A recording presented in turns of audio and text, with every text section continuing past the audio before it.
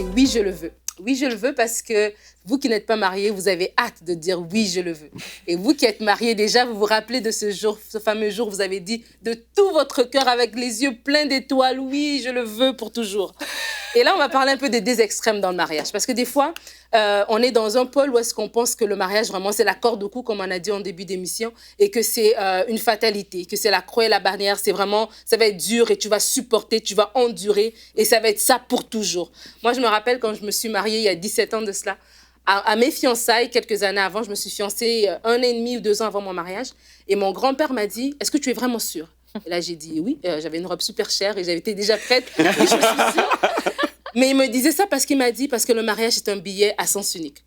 Et c'est un billet aller simple. Et c'est vrai que c'est un billet aller simple. Et il ne voulait pas me faire peur, ni me faire penser que, comme les gens autour pouvaient dire que ben, vraiment, c'est fini, et puis ça y est, tu t'es casé, comme on dit. Mais il me le disait pour que je prenne conscience que le mariage est un engagement. Et oui, c'est vrai qu'il y aura peut-être des temps durs. Oui, c'est vrai que peut-être tous les jours ne seront pas roses. Mais quand on vous dit que le mariage va être difficile, refusez cela. Vous, votre mariage ne sera pas laborieux. Il ne sera pas compliqué. Il ne sera pas difficile. Mais oui, c'est un engagement que vous allez devoir faire. Et le mariage est un engagement qu'on doit tenir beau jour, mauvais jour. Et l'autre extrême, c'est ceux qui pensent que le mariage, ben, c'est les firmaments, les étoiles, les yeux dans les yeux, fleurs bleues, vous voyez ce que je veux dire.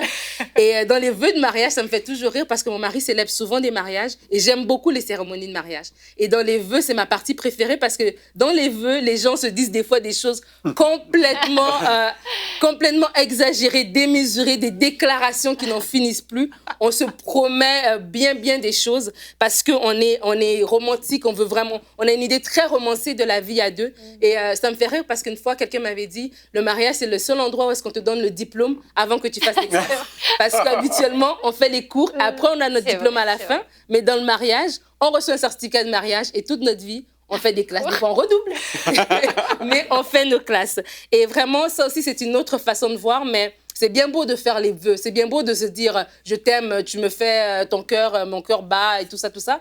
Mais ces vœux auront de la substance quand ils vont être basés sur une constance, la stabilité. Ces vœux-là, c'est bien beau de les avoir dit, mais après, il faut les vivre au quotidien. Et le mariage ne commence pas cet après-midi, ce dimanche après-midi ou samedi après-midi ou vendredi à la mairie. C'est après, quand le décor a été démonté, quand la robe a été enlevée, quand les chaises ont été rangées, quand le DJ est parti, que vous êtes tous les deux dans votre appartement, que là commence le mariage. Et il faut appuyer nos vœux, justement, toutes nos belles paroles, par de la stabilité et de la constance.